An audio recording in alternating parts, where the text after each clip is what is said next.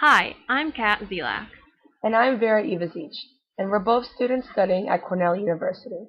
This summer, we had the experience of our undergraduate careers down under in Australia, conducting field research on the red-backed fairy wrens and fire ecology in the tropical savanna climate.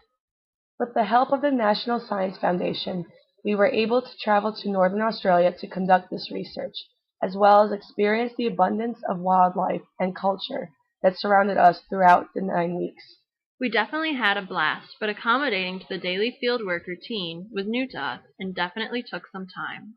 On top of that, living in the field was a whole other challenge to tackle. From our living quarters to showering to minimal electricity, the lifestyle in the field differed significantly to the modern-day lifestyle we were all used to. One major difference that we'd like to touch on is a favorite for many: food. Let's start bright and early at 5:30 a.m. for breakfast, which usually consisted of muesli and yogurt, oatmeal, or toast. Gotta get those carbs in to fill you up for the morning.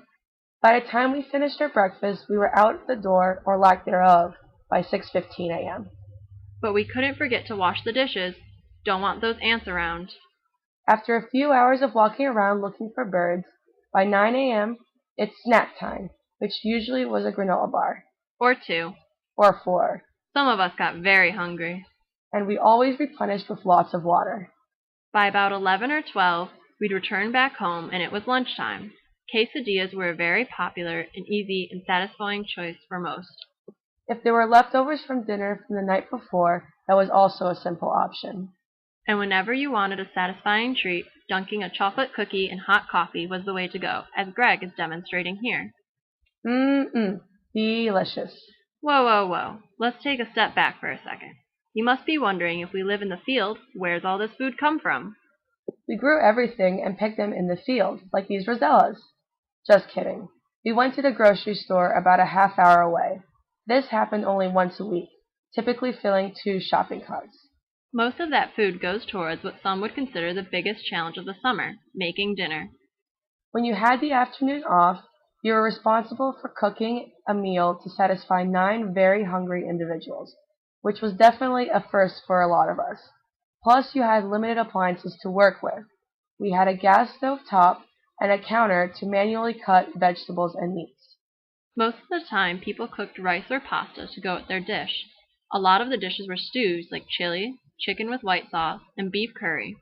Through trial and some error, everyone had successful dinner dishes, and even some new favorites.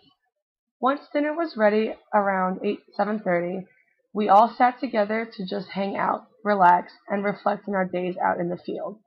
We occasionally enjoyed some friendly competition. By 9 p.m., though, we were all just ready for bed. Now that was a little peek into the typical day of a field researcher. Occasionally we would have barbecues with Richard, the owner of the property we were staying on, and his friends on the weekends. Those were the nights to look forward to, especially in terms of food. We were spoiled with grilled veggies, steak, lamb, and snags, or sausages. It was a potluck-style barbecue, so we also had an extended selection of salads, vegetables, and papaya. So after returning back to our normal lifestyles, a lot of us have become humbled from our experiences. In particular, many of us have changed our eating and meal prepping habits because of this summer. Eating is a big part of our experience that is overlooked. The adjustments we've had to make were challenging, but very much rewarding.